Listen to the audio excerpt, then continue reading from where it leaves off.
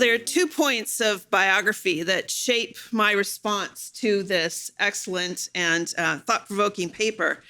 First is that I'm the mother of 2 emerging adults. I have a son who's 18 and a daughter who's 16, so you can imagine what cell phone usage is like in my house. Now, there are times among my age cohort that I am viewed as technologically savvy, but my teenagers leave me in the dust.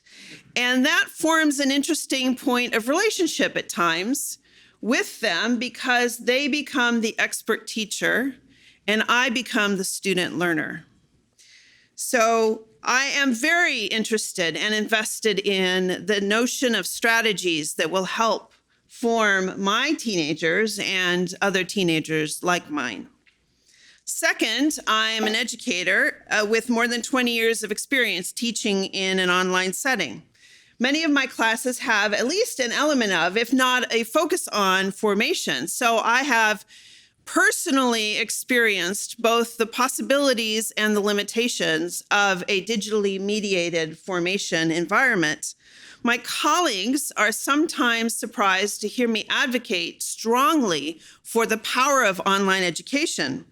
I admit that I prefer the brick and mortar classroom. I would rather have the live faces to interact with. But based on assessment of student learning, however, I find the online classroom to be at least as good as, if not better than, the brick and mortar classroom for accomplishing learning outcomes. Thus, as I come to respond to this paper, I'm already convinced of the need for the work, and I'm already predisposed to be convinced for the efficacy of it. So therefore, as a friendly critic, I want to offer 3 questions to my colleagues for their consideration. 2 are missiological and 1 is personal. The first is a question of contextualization.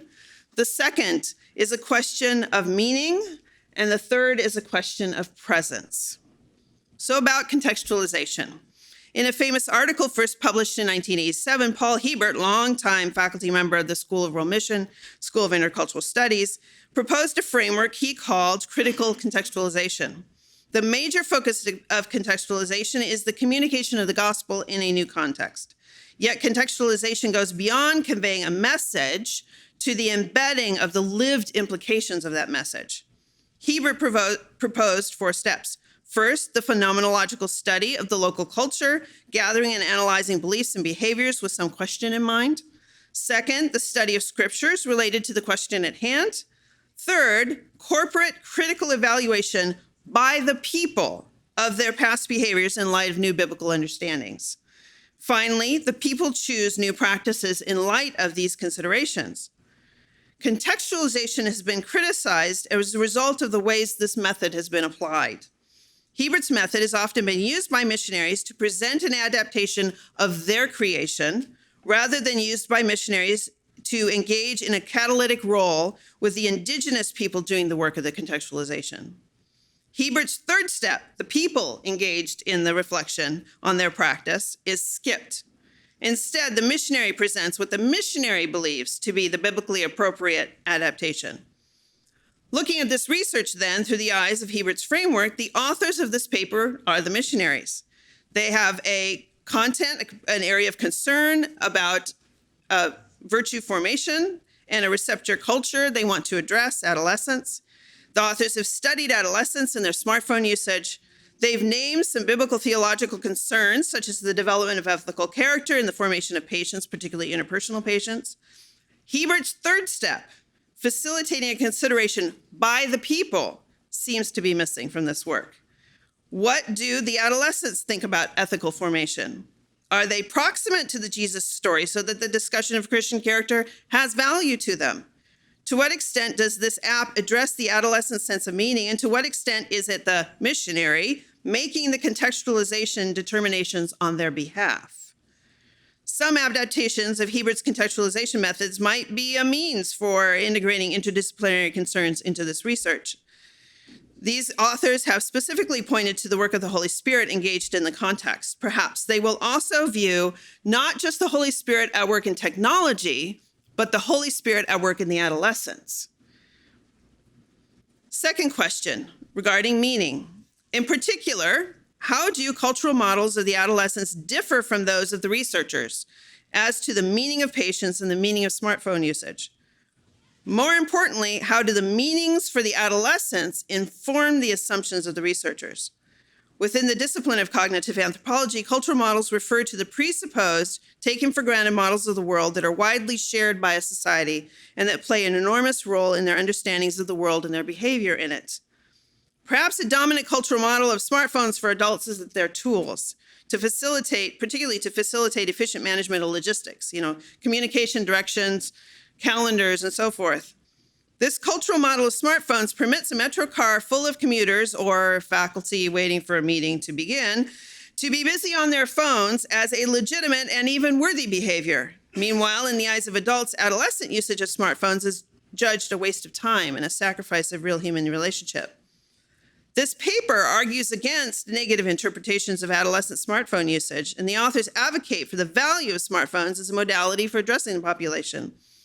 Thus, the inferred meaning of smartphones for the researchers is dominantly a functional one. The smartphone is a tool that allows access to adolescents. What the adolescents understand to be the meaning and significance of smartphone usage remains unnamed and possibly unexplored. Further, what patience means for adolescents appears not to be addressed in this paper. The paper references a focus group of adolescents that articulated a felt need for emotional regulation.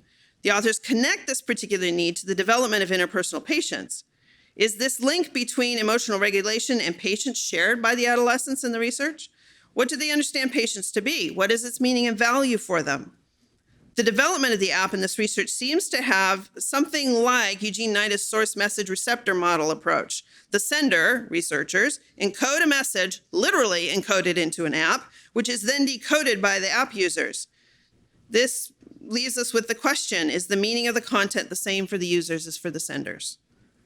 Where can this meaning be checked? And finally, a question of presence. Spiritual formation and ethical development have historically included both activities engaged by the individual in solitude and activities engaged collectively in groups. An example of the former might be devotional Bible reading on your own, while the latter might be scripture reading with a group of people. We acknowledge the importance of exercises and disciplines for developing habits that shape us as followers of Jesus. We engage in practices on our own and with other people. Responding to this paper affords me the opportunity to ask a question that I've wondered for many years, teaching online. To what extent are we formed in solitude, and to what extent do we require the presence of another human being to be formed?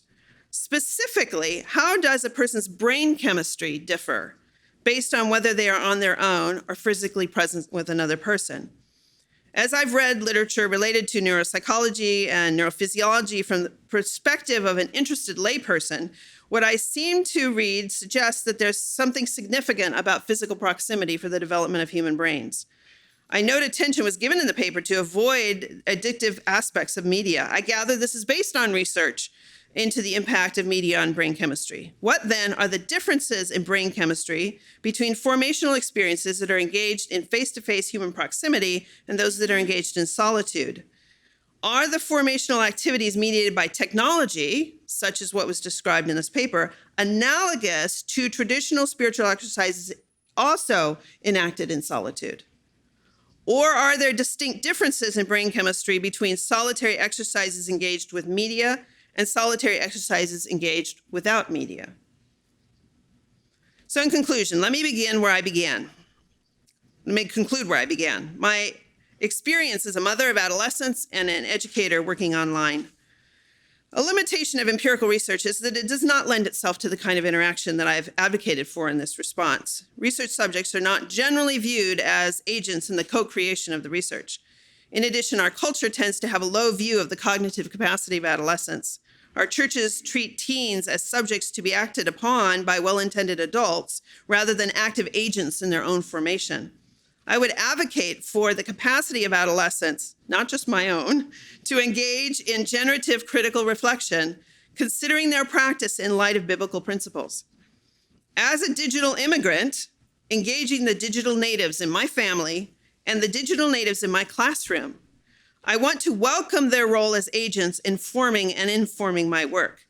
Perhaps we can trust, along with the authors of this paper, that the Holy Spirit is indeed at work in the adolescents.